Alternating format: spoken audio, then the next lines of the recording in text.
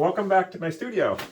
Thank you for coming. I just want to decide to visit here, and you can kind of see my horrible sketches that actually come into purpose. And let's take a quick tour around my studio. I typically would work in mostly watercolors. That's my medium of choice. But I do work in acrylics often too. So as you look around here, a lot of acrylics, some local scenes. This one was done off of Millbury Center, right across the street from the old VFW. This here, it was done, this large painting right here was done on Perkins Cove in Maine. This is off of Millbury Center as well. This is Hawk Hill Orchards as a watercolor in Millbury. This is a Maine painting. Here is Grafton Common, where we just were, a local watercolor. And you can see what some of these things that we talked about, how they came in. And I guess old habits die hard. There's that little downslope of the road that drops down behind this building here. My eye kept going to it, and I kind of forgot. I already painted that before, so maybe I'll bypass that. But again, you can see where some of these shadows will lead your eye, and these vertical trees that kind of go up, minus the canopy. But you can see why some of these things that I'm looking for end up in my paintings and why. Here is coastal Maine. You can kind of see at the bottom here we have some of that off of I believe it's the Marginal Way, in a big triangle shape that kind of leads your eye out to the ocean.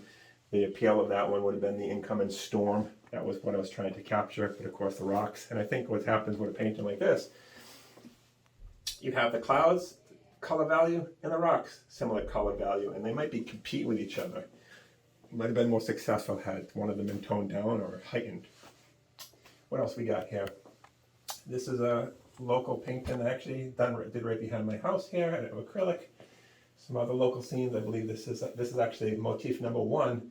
Yes, it's motif number one from a unique perspective up in Rockport, Massachusetts.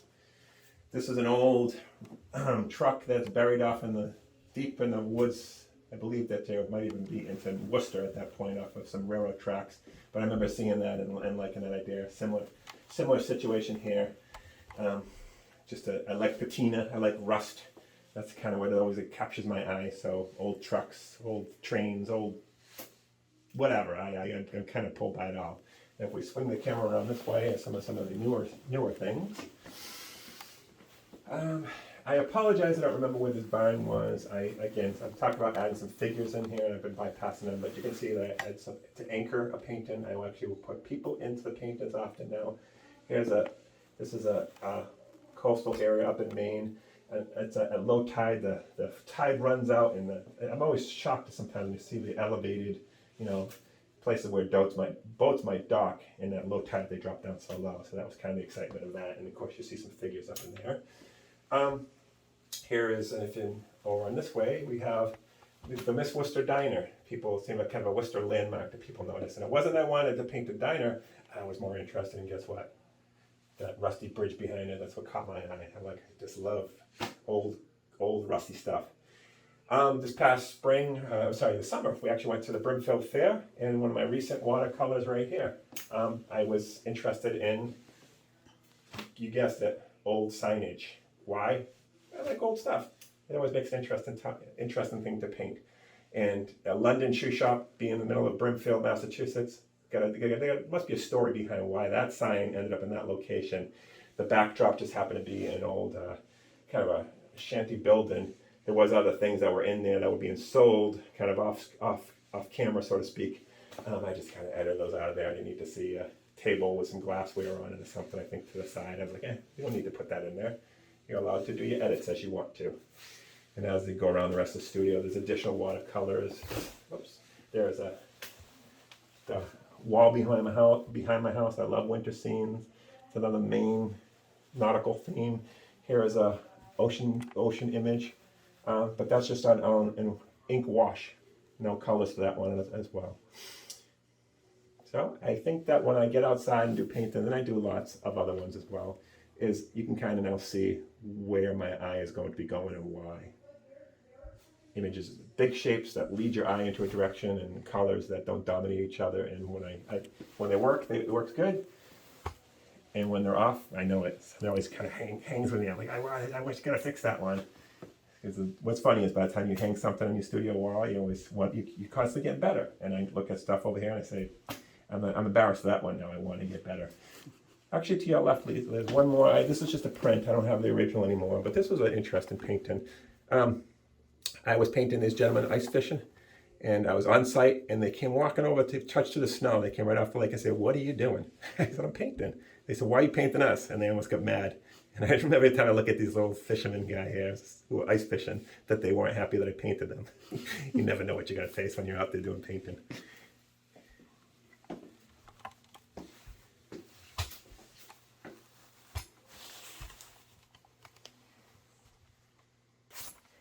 Well, you're now on the other side of my studio, which is kind of where I make my living, in the foyer entrance where people walk in, display some of my paintings, but this is the world that I live in most days.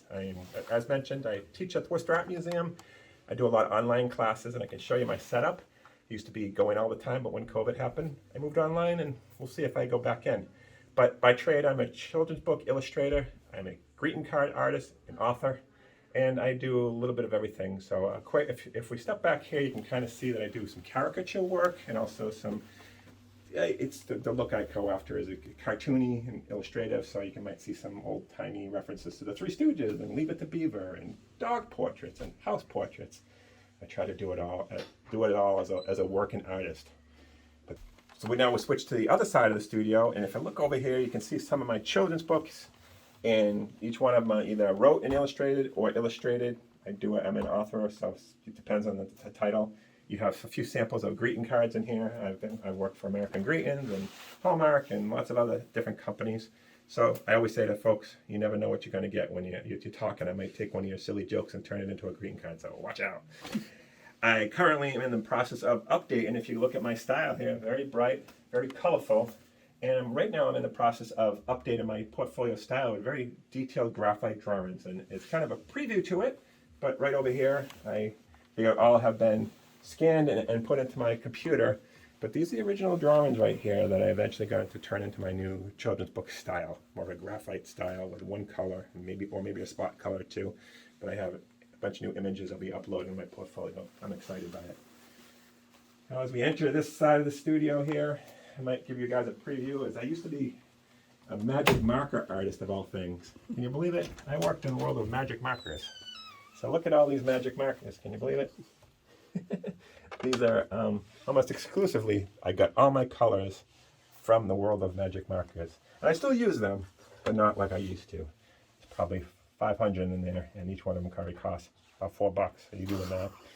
But there's some of my supply closet area. So over here, as I mentioned, is I am an online instructor, and when I'm talking, when my computer is on, it's off right now, is I'm able to look in my camera, talk to my students, and I also have a camera right here, right over my desk, and an additional side camera right here. Well, just by happenstance this morning, I didn't get a chance to clean up. We were working on a new project with the students, and we're working in painting and coffee. So believe it or not, I have my different color values of coffee in different dilutions. Here's the grounds. And we were doing some spot paintings this morning today with the students. So that's all coffee grounds right there. Just to paint with. Fun to do. I haven't finished my cow, but you can see that I started it. I do work in colored pencils sometimes, so you can see my setup for colored pencils. And then if we swing over here, you can see my very busy, but my watercolory area in my paints. I typically set up right here if I'm going to do my paintings and get in I leave my palettes very dirty, as you can see, because I'm always using the old gross colors. I never clean my palettes. I'm bad that way. So I guess that's the world that I live in. Being a cartoonist is fun. Any final thoughts? I'm really appreciative that I got a chance to spend some time with you. Not only am I a fan of Grafton, my wife is from Grafton, and I'm from Millbury, and I drove by the Grafton Common all the time, but it was just a pleasure to be able to go over there and spend an afternoon outside doing some sketching. Now I'm super excited to decide of all those sketches we worked on, which one they're going to turn into a painting. I can either hang over on the wall there and nobody will ever see, or I can turn into a print and try to sell them, or you can buy the original if somebody wants that. So that's the life of a freelance artist. If you get a chance to, once you got to paint something and hopefully turn it into make a living so you can keep doing it. So thank you again for visiting and get a chance to see my studio.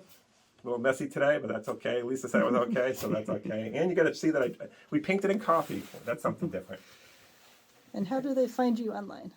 You can find me online at www.scottnelsonandson.com, scottnelsonandson.com, or visit me at the Worcester Art Museum. I teach classes there Tuesday through Fridays, typically mornings, and I'm currently teaching beginner intermediate drawing, pen and ink, colored pencil, watercolor in one class, children's book illustrations, and then portfolio invitational, in which we spend doing more technical drawing, which is what you see today with painting and coffee, to kind of do a deep dive on some fun techniques.